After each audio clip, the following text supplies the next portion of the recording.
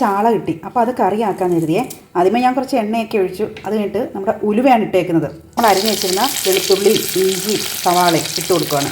അതൊന്ന് മൂത്ത് വന്നു. അപ്പോഴത്തേക്ക് 1.5 സ്പൂണ് മുളക് പൊടിയാണ് ഇടുന്നത്. 1 സ്പൂണ് മല്ലിപ്പൊടിയും കൂടെ ഇടുന്നുണ്ട്. മഞ്ഞൾപ്പൊടിയും കൂടെ ഇടുന്നുണ്ട്. ചെറിയ തക്കാളി അരിഞ്ഞതുകൂടെ ഇടുകയാണ്. പിന്നെ വടക്കം പുളി, കുറച്ച് വെള്ളവും കൂടെ. ഇനി ഉപ്പിട്ട് കൊടുക്കാം. കുറച്ച് തേങ്ങ മുളക് പൊടിയും കൂടെ ചേർത്ത് അരച്ചതാണ്. ഒഴിക്കുക കേട്ടോ. നന്നായിട്ട് തിളച്ച് വരുന്നുണ്ട്. അപ്പോൾ ഇതാ നമ്മൾ കഴുകി വെച്ചിരിക്കുന്ന ചാളയാണ് കേട്ടോ. ഇത് ഓരോന്നായിട്ടങ്ങ് ഇട്ട് കൊടുക്കുകയാണ്. തീ ഒന്ന് കുറച്ച് വെച്ച് കൊടുക്കാം. കുറച്ച് ചാള വറക്കാനായിട്ട് എടുത്തിട്ടുണ്ട്. അതിനകത്ത് മുളക് പൊടിയും മഞ്ഞൾപ്പൊടിയും ഉപ്പും ഒക്കെ ചേർത്തിട്ടുണ്ട്. നന്നായിട്ട് പുരട്ടിയെടുത്ത് മുളക് പൊടിയൊക്കെ.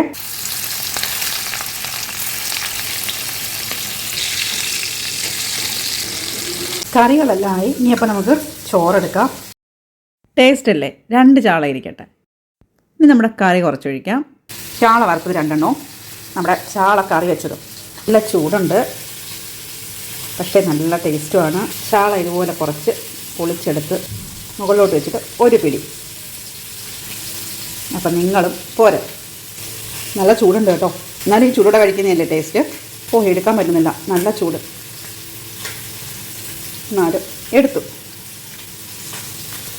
Okay, by.